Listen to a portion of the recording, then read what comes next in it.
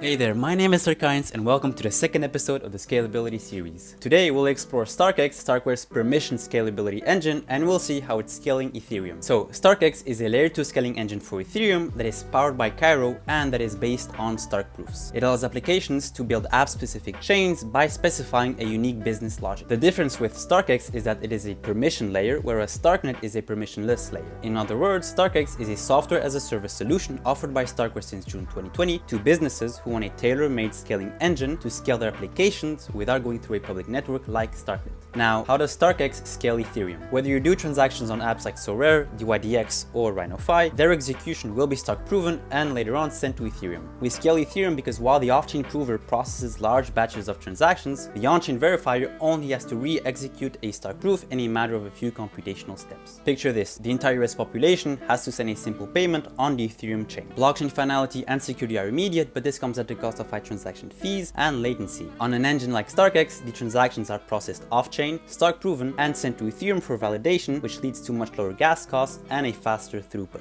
This Stark proof can hold between 12,000 and 500,000 transactions, depending on the transaction type. The difference with Ethereum is that the time to settle the network's new state is no longer immediate, because there is a waiting period between the accumulation of new transactions into a block and the validation of that block on-chain. However, the lack of immediate finality doesn't pose any significant risk to the network because the prover will never generate a proof for something that is untrue, meaning that security is always maintained. And you know what also scales Ethereum? Data availability. StarkEx gives apps the choice between storing data in 3 different modes. Whether you're operating on a StarkEx app under Rollup, Validium, or Volition mode, this will influence the gas costs of your transaction. And so how do you pick which mode? It's ultimately a trade-off between security and costs. If you want high security and custody, let's say that your transactions are pretty important, you'll opt for Rollup mode. Here, your transaction data is stored on-chain. On the other hand, if your transactions aren't that important, like doing simple swaps, then you might opt for Validium mode. Here, your data is not stored on-chain, which reduces costs, but it is maintained by a trusted party. And if you want to choose between Rollup or Validium mode, you have Volition, which grants you the choice of storing transaction data either on-chain or with a trusted party.